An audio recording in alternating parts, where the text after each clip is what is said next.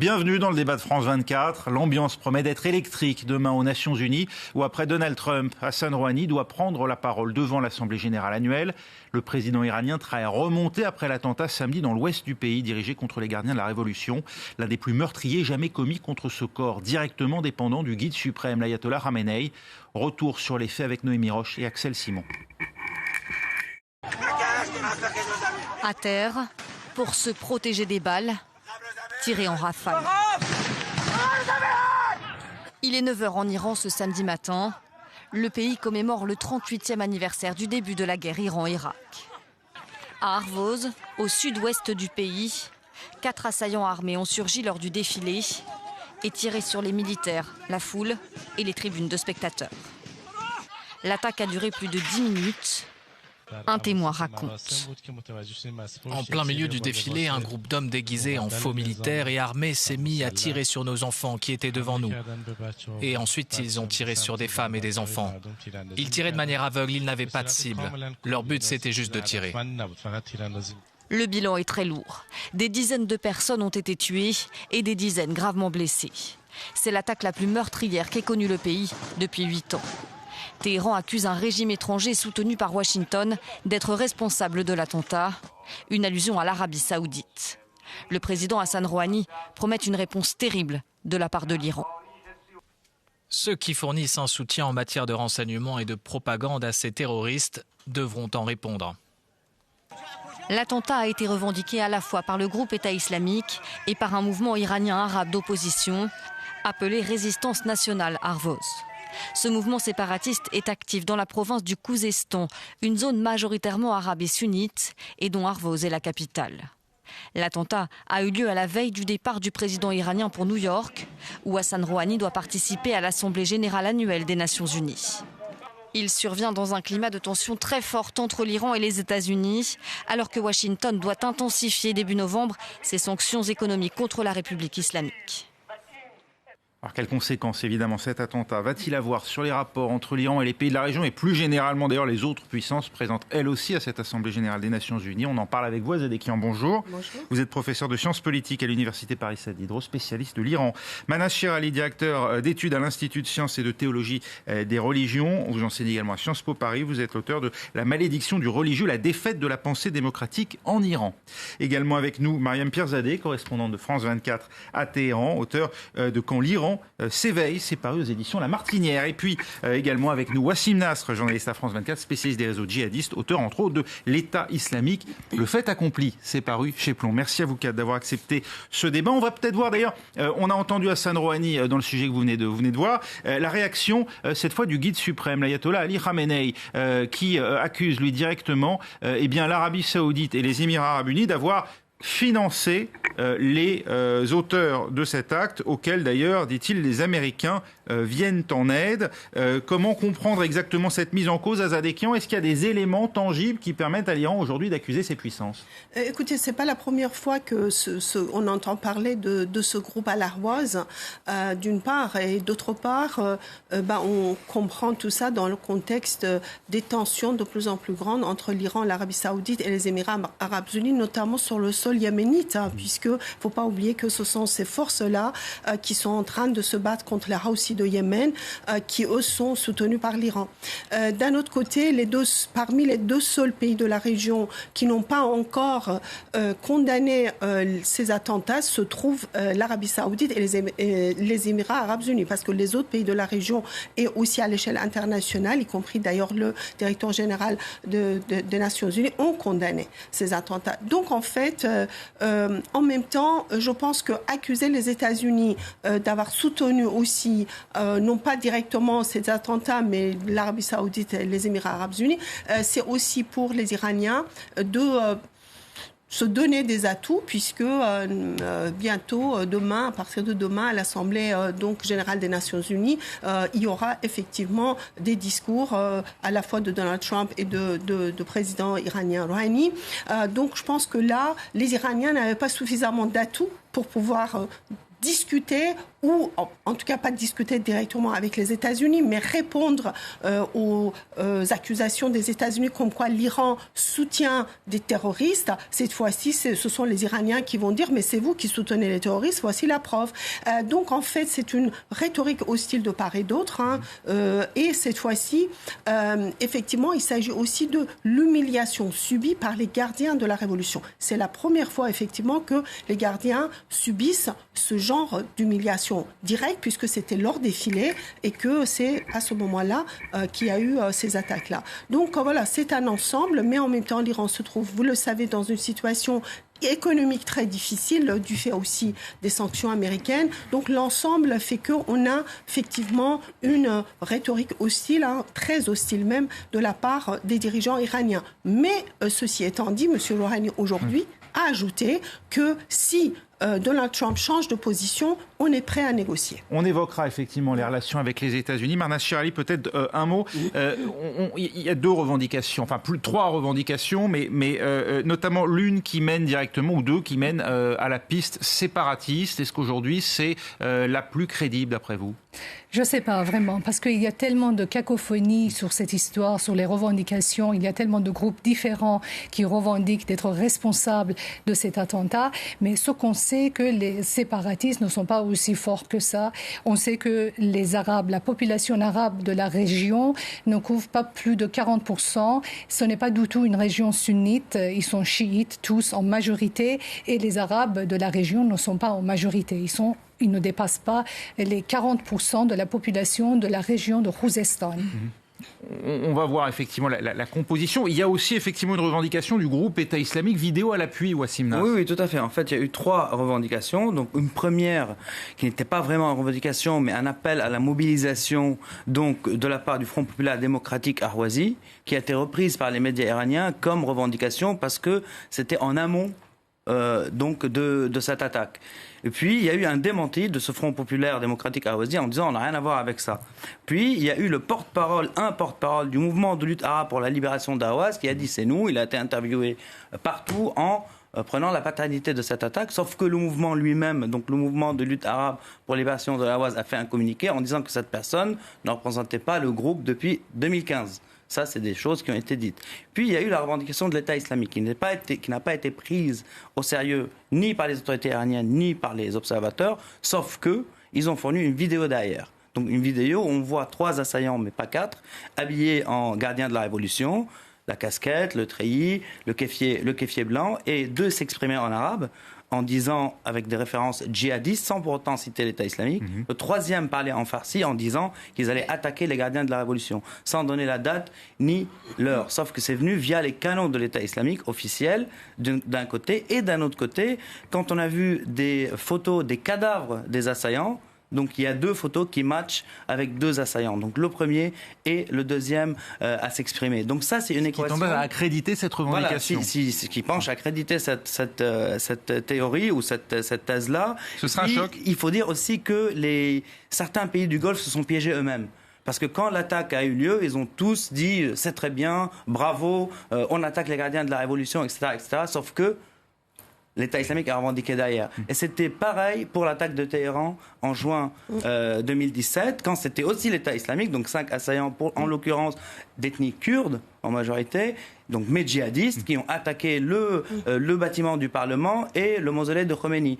Et c'était le même scénario. Certains pays arabes, certains médias ont dit c'est super, c'est bien, on attaque l'Iran sur son territoire, parce que l'Iran est dans un mouvement d'expansion sur la région pour eux, sauf que, hop, l'État islamique revendique derrière avec une vidéo depuis le bâtiment de l'Assemblée nationale. Donc ils se retrouvent dans une situation un peu critique où d'un côté, ils ne peuvent pas être du côté de l'État islamique, sauf que l'État islamique, qui est cet électron libre aujourd'hui sur cette région, a prouvé que c'était lui via cette vidéo.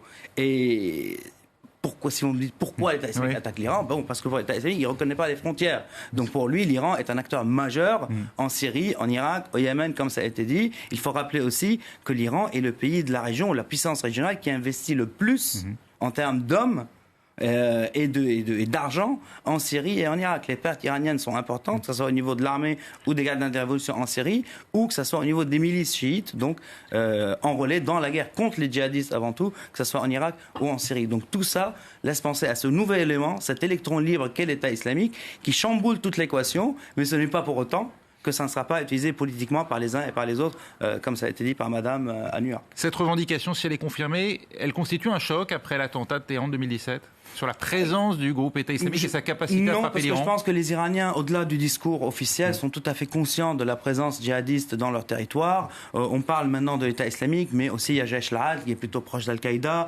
présent aussi dans le sud de l'Iran. Il faut rappeler aussi que les premiers recrues djihadistes en Irak étaient des Kurdes iraniens. Donc il y a un historique. Donc l'Iran combat ces groupes et a connu ces groupes depuis un moment. Ce n'est pas une nouveauté pour l'Iran. La nouveauté, comme ça a été dit, c'est que les gardiens de la révolution soient attaqués pendant un défilé chez eux. Ça, c'était peut-être inattendu parce que quand même, l'Iran, on sait très bien que c'est un pays où l'État est fort. Donc pour que l'État islamique puisse mener ce genre d'attaque indétectée jusqu'à la dernière minute, puis revendiquer derrière avec une vidéo, c'est quand même on peut dire une brèche dans la sécurité iranienne. Mariam Pirzadeh, pour l'heure, on a l'impression, le sentiment que les autorités iraniennes évacuent cette piste du groupe État islamique, qu'elles ne mentionnent pas à dessein, oui, pour ne pas accréditer, donner corps justement à l'existence, la capacité du groupe État islamique à frapper le territoire iranien. Oui, exactement. C'est pour dire, voilà, la sécurité, elle est là. Moi, je me rappelle, pendant les élections, donc en mai 2017, beaucoup d'Iraniens m'avaient dit, voilà, il y a beaucoup d'interdictions, beaucoup de restrictions en Iran, mais finalement, nous, on a la sécurité. Je ne sais pas si on peut regarder une carte de l'Iran. On regarde, il y a l'Irak avec qui l'Iran partage une frontière. Il y a l'Afghanistan, on est à 900 km de la Syrie. Et les Iraniens, finalement, se disent, on est protégés. Donc, comme disait Wassim, c'est exactement ça. Si jamais c'est avéré que le groupe État islamique ait pu pénétrer en Iran et s'attaquer effectivement à un défilé militaire, eh bien, ça sera un choc pour les Iraniens. Ça voudrait dire qu'il n'y a plus de sécurité. Et justement, une des bases de la République islamique, c'est cet État fort, cet État sécuritaire et ces gardiens de la révolution qui doivent surveiller les frontières et protéger la population. Et Raphaël, juste dernière chose, pourquoi les Iraniens évitent de parler de l'État islamique? C'est aussi pour des raisons politiques, avec ce qui va venir à New York, parce que si c'est l'État islamique qui le disent, ils ne peuvent pas capitaliser là-dessus dans les négociations pour accuser d'autres pays et pour dire que c'est les Américains qui sont derrière. Il y a une volonté d'instrumentaliser aujourd'hui, vous le disiez un peu à mots couverts, Azadekian, je vais interroger là-dessus Marnaz Sherali, vous pensez vous aussi qu'il y a la volonté peut-être par l'Iran de se saisir de cet attentat pour profiter de cette tribune aux Nations Unies et renverser d'une certaine manière la pression sur ces pays, à commencer par les États-Unis et l'Arabie Saoudite qui tentent de faire étau? Je pense que vous pouvez parfaitement compter sur les ayatollahs de Téhéran de profiter de cet attentat à leur compte et de se victimiser devant les yeux de la communauté internationale pour dire que regardez, vous ne pouvez pas nous critiquer, ni nos programmes balistiques, ni la répression des opposants iraniens, ni les exécutions massives des intellectuels en Iran. Vous ne pouvez pas faire ça parce que notre pays est menacé de partout, aussi bien de l'intérieur que de l'extérieur. Donc, le prétexte est tellement bon qu'on peut se demander sur le bon timing de la situation. Qu'est-ce qui se passe? Juste la veille de l'Assemblée générale des Nations Unies, un tel attentat arrive en Iran. C'est pourquoi je pense qu'à l'heure actuelle, nous devons être très prudents sur les commanditaires de cet attentat, de ne pas tomber dans le même piège, de ne pas tomber dans le même piège que les responsables iraniens sont tombés, parce que dès le début, ils ont commencé à accuser à tort et à travers, à droite et à gauche. Attendons un peu. Vous dites aujourd'hui que ça sert les intérêts du pouvoir iranien? Le pouvoir iranien, c'est parfaitement de s'en profiter. L'État iranien, c'est parfaitement d'en profiter à son compte et de se victimiser aux yeux de la communauté internationale. Attendez, premièrement, ces défilés militaires, il n'y a pas eu co-résistance, c'était à l'occasion de l'anniversaire de la guerre Iran-Irak, d'accord? Déclenchement de la guerre. Et donc, il y a eu des défilés militaires un peu partout, y compris à Téhéran. Sauf que c'est à Ahwaz que cet attentat a eu lieu. D'une part. D'autre part, l'humiliation subie par les pastarans, c'est pas quelque chose que le régime a intérêt à fomenter. C'est absolument impensable. Après que le régime iranien souhaite profiter ou instrumentaliser, comme je disais, cet événement aux yeux de la communauté internationale et à l'Assemblée des Nations Unies, le général des Nations Unies, en disant aux États-Unis, nous sommes nous-mêmes victimes des actes terroristes, ne nous accusez pas de soutenir les terroristes. Ils vont jusqu'à accuser les États-Unis, c'est pas juste nous sommes victimes. Parce que les États-Unis soutiennent aussi l'Arabie Saoudite et les Émirats Arabes Unis dans aussi la guerre au Yémen.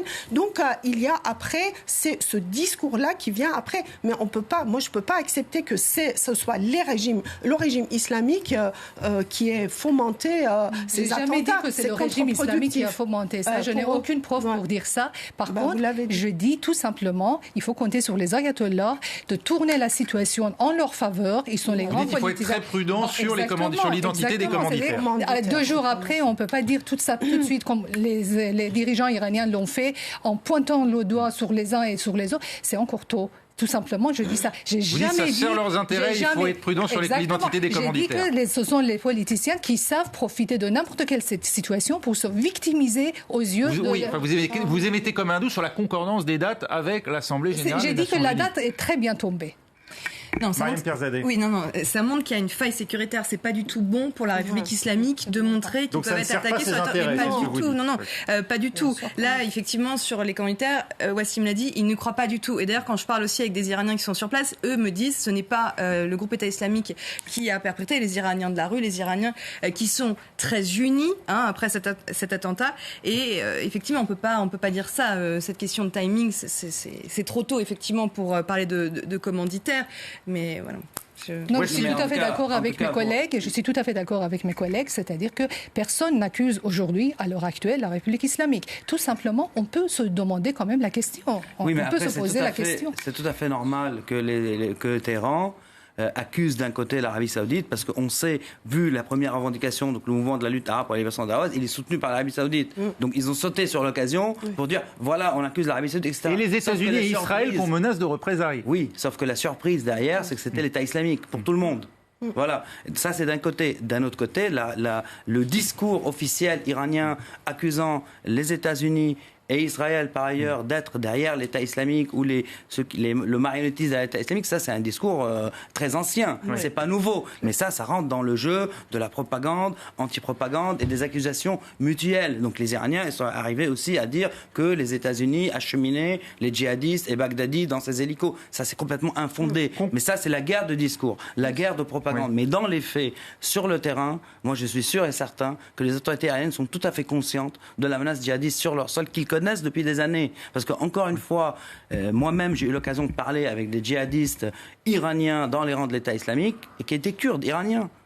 Kurdes iraniens, c'est les plus anciens. En 2003, Zarqawi, quand il a fondé Al-Qaïda en Mésopotamie, il l'a fondé avec des Kurdes iraniens et des Kurdes irakiens, bien avant les Arabes. Donc ça aussi, c'est une dynamique que la République islamique ou les autorités là-bas sécuritaires connaissent très bien. Mais aujourd'hui, ce qu'il faut voir, comment ils pourront capitaliser là-dessus? Aujourd'hui, ils ne peuvent pas capitaliser là-dessus aux Nations Unies. Pour capitaliser dans ce jeu régional, il faut bien sûr avoir des billes. Et les billes aujourd'hui, donc les pays du Golfe, sont tombés tout seuls dans le piège. Donc déjà en disant c'était bien, pour certains, avant de savoir que l'État islamique, j'insiste là-dessus, et puis après peut-être en ne pas dénonçant parce que c'était trop tard. Il y a même un groupe aujourd'hui qui a dit en fait l'État islamique a volé la vidéo au mouvement de lutte arabe, ce qui est complètement n'importe quoi. On ne peut pas voler une vidéo puis revendiquer puis on voit que c'est les mêmes personnes. Donc voilà, ça aussi ça à prendre en considération. Donc il y a ce qu'on sait, il y a les faits, il y a aussi le jeu politique. Dans lequel les Iraniens excellent, ça il faut le dire, et à prendre en considération. On va en reparler dans un instant, c'est la fin de la première partie, mais je vous donne la parole dans 3 minutes. Restez avec nous.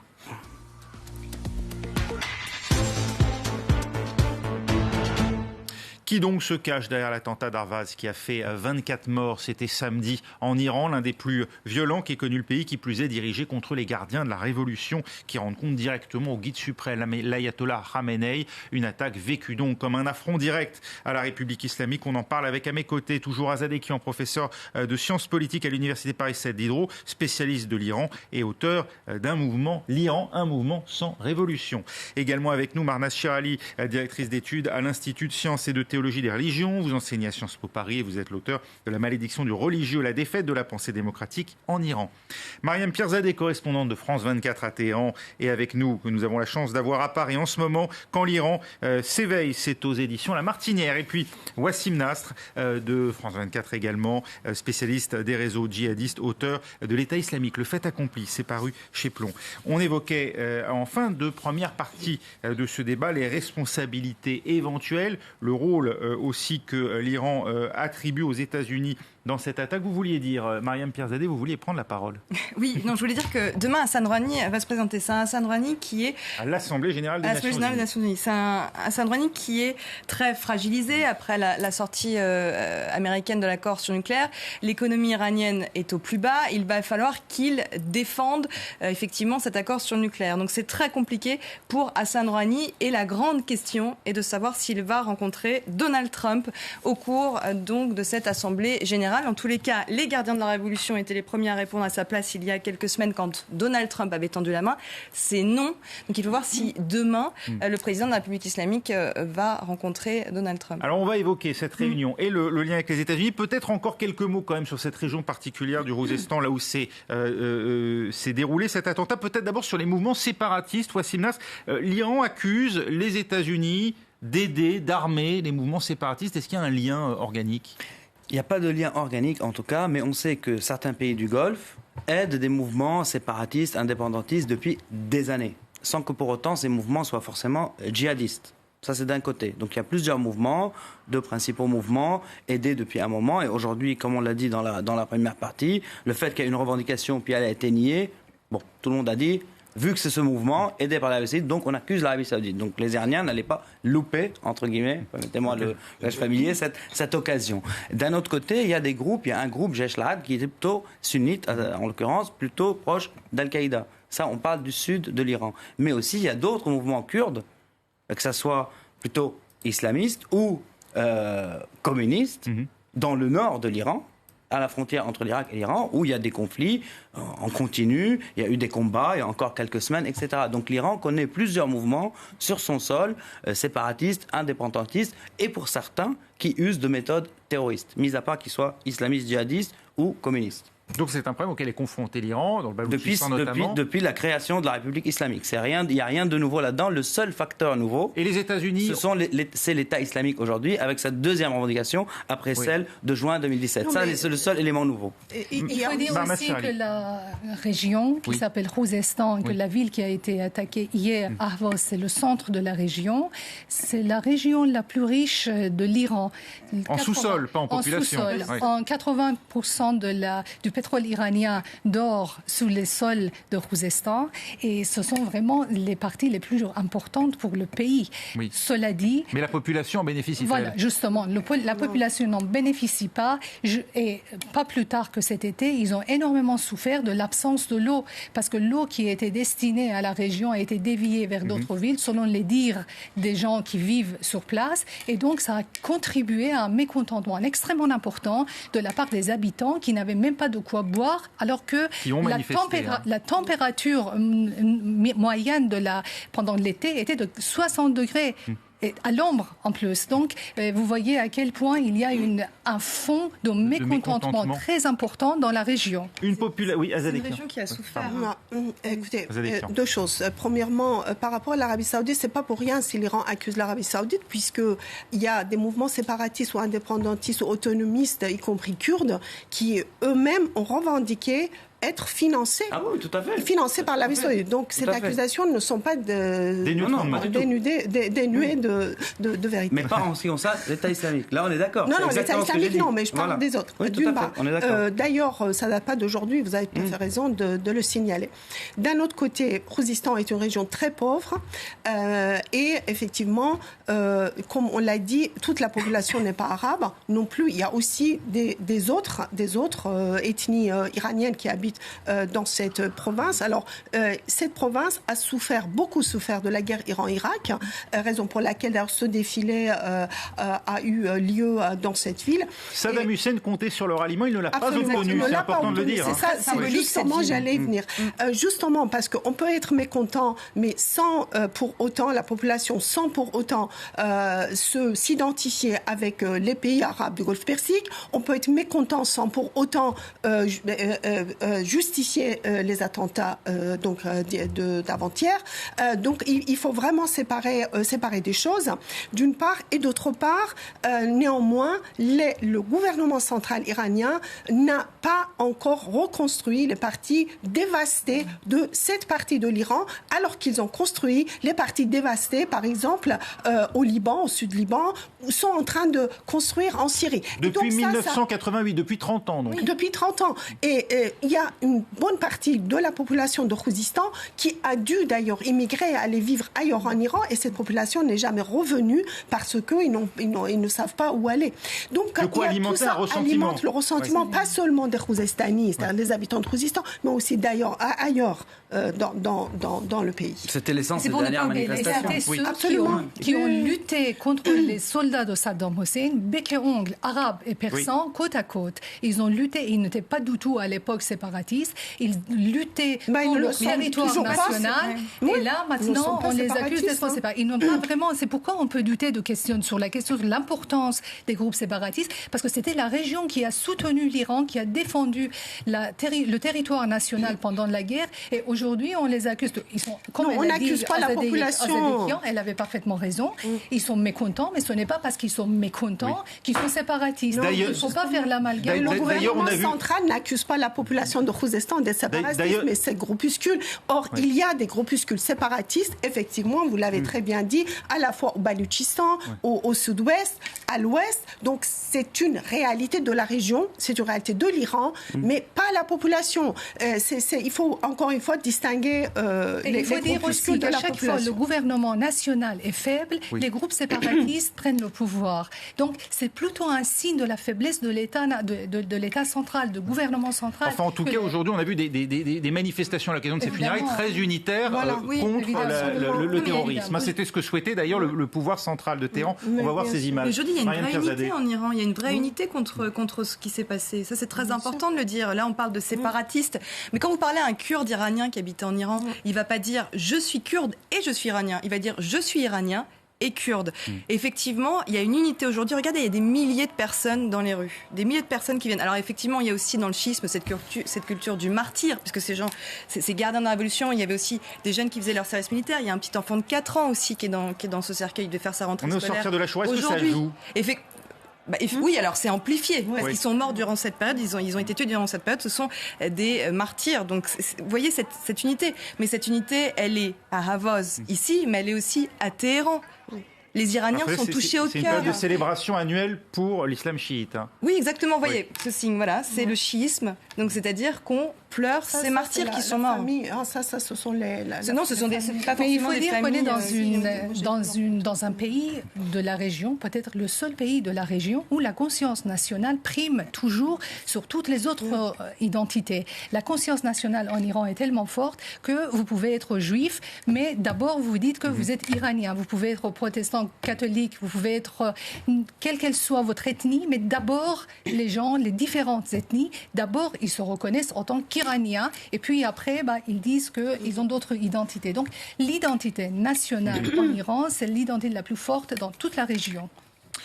On a aujourd'hui le corps des gardiens de la Révolution qui promet une vengeance mortelle et sans pitié.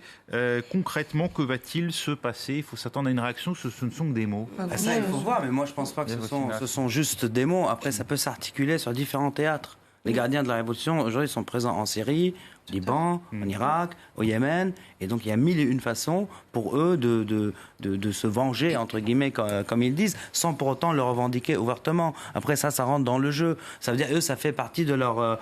ça fait partie de la manière de faire des gardiens de la Révolution. Ils peuvent très bien faire une attaque, commettre un attentat contre les forces américaines, ou imaginons, au nord de la Syrie, sans le revendiquer, mais le message sera passé. C'est-à-dire, ils l'ont déjà fait, ils peuvent très bien le faire. Et aujourd'hui, les Américains savent très bien qu'ils sont vraiment dans une situation critique en Irak où les milices donc iraniennes ou financées par l'Iran sont très puissantes. On le voit avec la formation du gouvernement irakien qui peine. En Syrie, c'est pareil. L'accord avec les Russes pour que les milices pro-iraniennes ne descendent pas dans le sud, ça n'a pas marché. Ils sont dans le sud, donc l'Iran est en position de force de ce côté-là. Donc si demain l'Iran décide de se venger des Américains pour une raison ou pour une autre, ils peuvent le faire. Mais encore une fois, je pense que les responsables iraniens savent très bien que effectivement c'est cet électron libre qu'est l'État islamique qui est à la manœuvre, et je ne vois pas l'intérêt de se venger contre les Américains dans cette équation-là.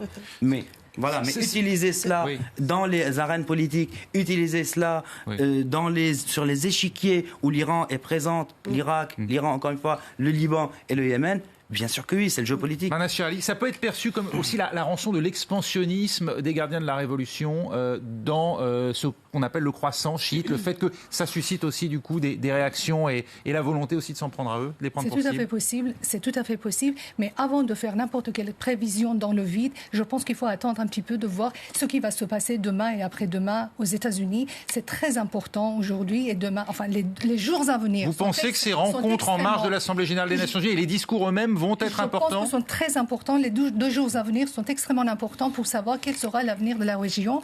Parce que s'il y a une rencontre ou pas, bon, je ne pense pas. Mike Pompeo, le secrétaire d'État américain, ne l'a pas exclu, en tout cas, cette rencontre. Ce n'est pas exclu, mais c'est vraiment les probabilités sont très très faibles. Mais on va voir comment les choses vont se passer, comment l'Iran va être traité, comment les autres pays vont se comporter par rapport au discours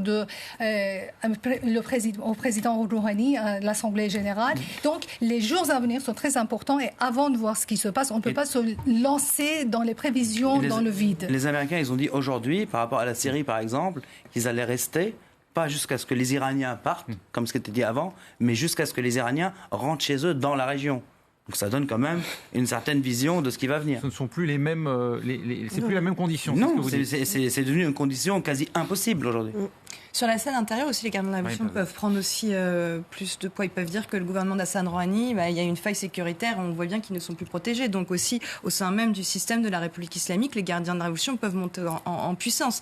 Parce que c'est l'Iran qui est affaibli ou c'est le président Rouhani qui est affaibli aujourd'hui? Alors, vous savez, en Iran, je parle sous le contrôle de mes consoeurs iraniennes, il y a deux pouvoirs en Iran. Il y a le pouvoir du guide suprême, l'ayatollah Khamenei, il y a le pouvoir d'Hassan Rouhani. Mais celui qui a les deux se soutiennent aujourd'hui. Alors, ils se soutiennent pour le moment, mais celui qui a la main sur les grandes décisions, c'est l'ayatollah Khamenei. Hassan Rouhani est extrêmement fragilisé. Tous ses ministres, une grande partie de ses ministres soit démissionnent ou alors sont révoqués par le Parlement. On l'a vu rendre des comptes d'ailleurs le 28 août, on va voir les images, le 28 août dernier au Parlement sur la situation économique du pays, mis en minorité sur 4 des 5 chapitres en fait sur lesquels il était interrogé. Aujourd'hui, les Iraniens n'excluent pas qu'Hassan Rouhani quitte aussi ses fonctions. Enfin, c'est quelque chose qui est dans l'imaginaire des Iraniens. Les Iraniens sont très inquiets. Hassan Rouhani est extrêmement fragilisé parce qu'il a tendu la main à l'Ouest, effectivement. Alors aujourd'hui, exceptionnellement, parce que c'est un jour de deuil national, conservateurs, réformateurs sont main dans la main et sont unis face à ce qui s'est passé à Ahvaz. Mais jusqu'à quand? Là, on voit bien que Hassan Rouhani, l'étau se resserre complètement sur lui et son discours demain aux Nations Unies va être extrêmement scruté par la population, mais aussi par le guide. Il va dire quoi, Azadekian? On a une idée? D'une part, je pense qu'il va dire ce qu'il pense des États-Unis. Il va se positionner positionner l'Iran en victime d'un complot international, en particulier occidental et états-unien, contre l'existence de l'Iran. Mais je pense que si le guide insiste encore sur le rôle des États-Unis dans les attentats récents, c'est pour avoir, encore une fois, un discours offensif par rapport à Donald Trump. Donald Trump ne pourra pas, demain, lors de son intervention, avoir un discours aussi offensif que l'année dernière. Offensif que l'année dernière par rapport à l'ensemble des dossiers internationaux. Pourquoi? Quand il s'est retiré de l'accord sur le nucléaire, pour le moment, il a mis l'Europe sur le dos et qu'il n'a rien d'autre à proposer de constructif. Il a montré que ça ne le gênait pas tellement, finalement. Qu'est-ce qui l'empêche de tenir un discours aussi offensif cette année ? Non, moi je pense que c'est quelqu'un de très... franchement, il faut voir ce qu'il va dire demain, parce que moi, je n'exclus pas qu'il va dire... Il est très imprévisible. C'est pas exclu qu'il va dire, finalement, pourquoi pas, on va discuter avec des Iraniens, on va peut-être revenir sur l'accord sur le nucléaire, c'est-à-dire rentrer de nouveau sur l'accord sur le nucléaire. En tout cas, c'est la condition. Et moi, je pense qu'il y a dans le discours de Rouhani, et Rouhani ne peut pas parler des affaires étrangères internationales sans l'aval du guide, ça on le sait déjà. Rouhani aujourd'hui a dit, si les États-Unis reviennent dans l'accord sur le nucléaire, eh bien, on va négocier avec eux. Et donc, c'est une condition aussi qui est soutenue, me semble-t-il, par les Européens. Donc, il y a effectivement son discours peut aller dans ce sens-là, donc un discours qui à la fois sera offensif, je parle de Rouhani, mais un discours qui laisse les portes ouvertes à des négociations. Je rajoute juste quelque chose, Donald Trump a menacé à plusieurs reprises de lister les gardiens de la révolution sur cette fameuse liste du terrorisme international, et ça sera vraiment une déclaration de guerre. Si jamais il va jusqu'au bout de sa démarche. Madame Charlie. Je voulais tout simplement dire qu'il ne faut pas du tout croire qu'il y a une véritable dichotomie entre le président de la République et le guide. Ils marchent main dans la main. Leurs différences sont beaucoup moins importantes que leur connivence. Alors donc, il ne faut pas attendre et dire que les Iraniens sont inquiets pour Rouhani. Je tiens à vous dire une chose, que le président Rouhani ne bénéficie plus de la même popularité qu'il y a plus d'un an en Iran. Après tout ce qui s'est passé depuis le mois de janvier en Iran, il a largement perdu sa popularité, et aujourd'hui vraiment les Iraniens, la plupart des Iraniens avec qui je suis en contact, et quand je les ai parlé, je les ai rencontrés et j'ai parlé avec eux, j'ai remarqué aujourd'hui vraiment cette idée de différence entre le guide et le président, les réformateurs, les conservateurs. C'est artificiel pour vous ? C'est fini. C'est une vision occidentale ? C'est terminé, mais les Occidentaux aiment bien rester attachés à des schémas qu'ils ont connus sur l'Iran, et ils ne tiennent pas compte des différences, des changements de la situation iranienne. Moi, je vais en Iran, je vis en Iran, je parle avec les Iraniens, j'ai été au meeting d'Hassan Rouhani et je peux vous dire qu'effectivement, il n'a pas respecté ses promesses pour une grande majorité parmi la jeunesse. Mais qui peut remplacer Hassan Rouhani demain ? Qui ? Ebrahim Raïssi ?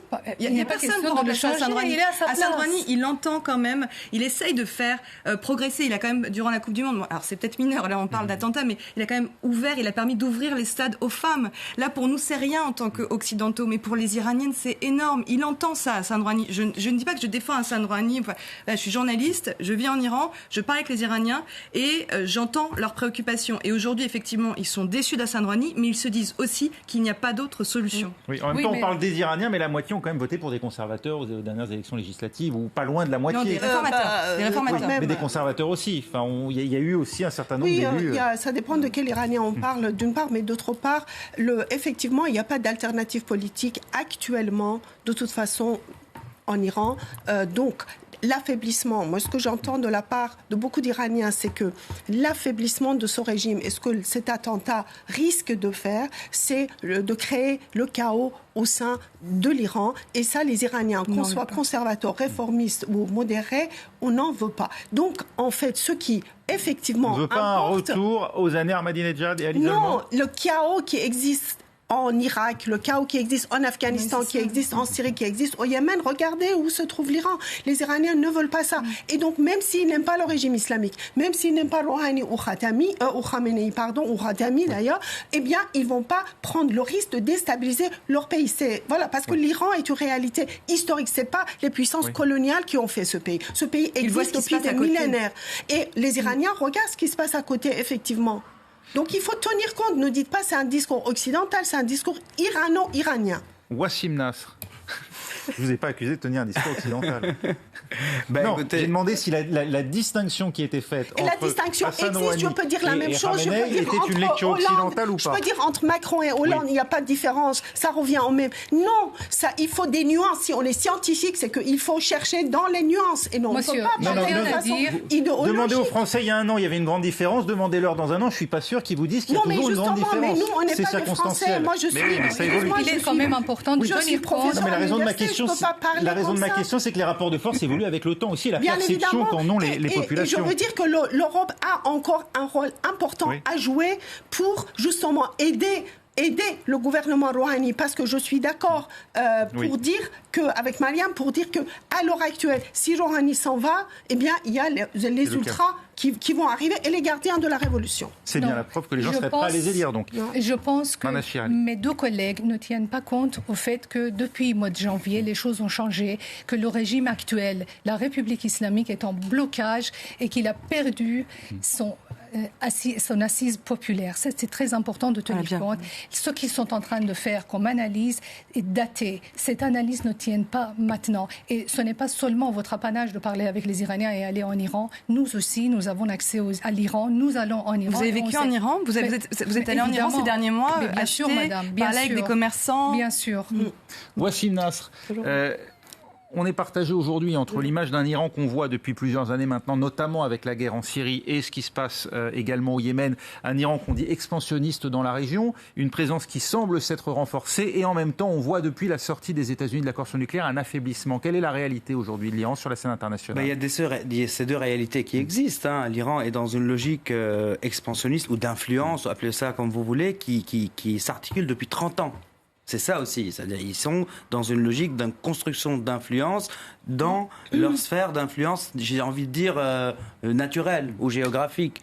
Donc de ce fait, aujourd'hui, c'est vrai, ils sont au plus fort. Mais la situation économique, donc les sanctions, etc., ça aussi, ils sont habitués à ça. Donc la grande question... La résilience. La résilience, voilà. La grande question aujourd'hui, est-ce que la population va suivre dans cet expansionnisme jusqu'au bout si la situation économique continue de se dégrader. Mais ceci dit, les groupuscules séparatistes, même djihadistes, etc., aujourd'hui en Iran, ne constituent pas une menace pour le régime en tant que tel. Donc je vous rappelle une dernière chose, l'État islamique dit vouloir attaquer l'Iran depuis son existence, donc en 2006, il a réussi 2 fois. Donc l'attaque de Téhéran et cette dernière attaque. Donc même si c'est des brèches sécuritaires dans ce pays, pour le moment, c'est l'Iran qui est à l'offensive, j'ai envie de dire. Et ce genre d'attaque n'affaiblissent pas vraiment le régime, mais au contraire, ça lui donne des cartes. Donc des cartes à exploiter politiquement. On a prêté aux États-Unis l'intention d'un changement de régime en Iran. L'ambassadrice américaine aux Nations Unies l'a à nouveau démenti hier. Elle a bien précisé qu'il n'y avait absolument pas d'intention telle. Les Américains ont-ils tenté de se rapprocher de mouvements d'opposition en Iran pour essayer d'accélérer les choses? Comme les Moudjahidines du peuple? Oui, en Iran ou à l'extérieur. Qui ne représentent qu'une fraction de l'opinion. Ouais. Effectivement, beaucoup se sont réjouis sur les réseaux sociaux, une partie de la diaspora iranienne qui est dans l'opposition, qui parlait effectivement, cet attentat, on allait vers un regime change, parce que c'est ce hashtag qui circule sur Twitter.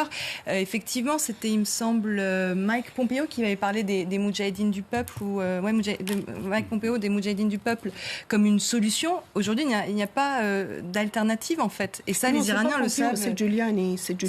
Il y avait aussi quelqu'un de l'administration Trump, Bolton, c'était Bolton, qui avait parlé dans le New York Times. Les Iraniens le savent, il n'y a pas d'alternative pour le moment. Eux, ils pensent qu'il y aura des changements, mais qui viennent de l'intérieur. Lorsqu'ils manifestent à Avos parce qu'il n'y a pas d'eau, lorsqu'ils manifestent à Téhéran, lorsqu'ils manifestent à Ispahan parce que là, leur monnaie, aujourd'hui, juste pour se rendre compte, le salaire moyen en Iran, c'est 1 million de toumans.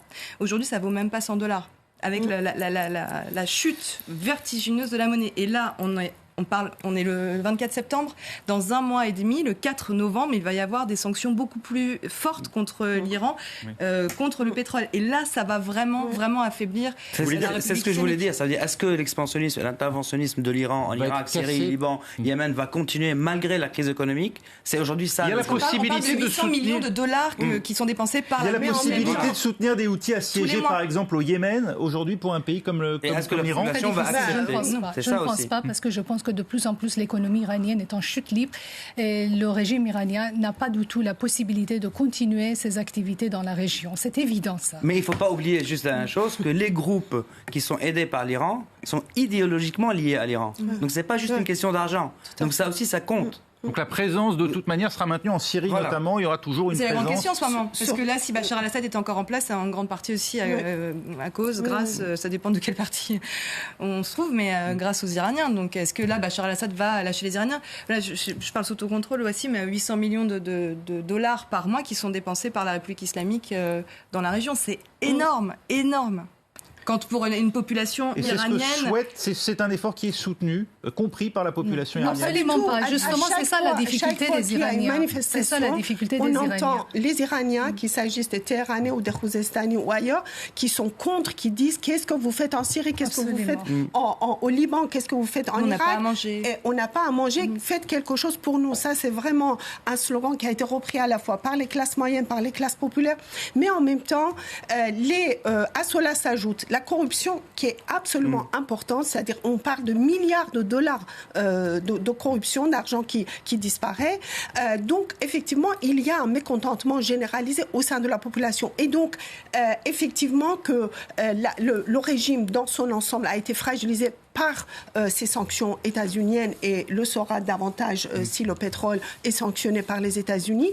Mais ceci étant dit, ce qu'on constate aussi, ce sont des rapports de plus en plus proches entre l'Iran, la Chine, la Russie, l'Inde et la Turquie. Donc des alternatives aux puissances occidentales. Des alternatives voilà, Merci beaucoup à Zadekian. Merci également à Marnaz Shirali d'avoir été avec nous, à Mariam Pirzadeh et à Wassim Nasr. C'est la fin de ce débat. Restez avec nous, l'info continue sur France 24.